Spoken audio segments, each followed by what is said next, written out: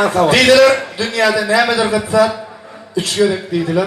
Usfat, usfat, usfat. Hani bu canı sağ ol. Ne hakikaten o da var. Şu an Türk mezunumuzda 5 sene bakışın atlarım oldu.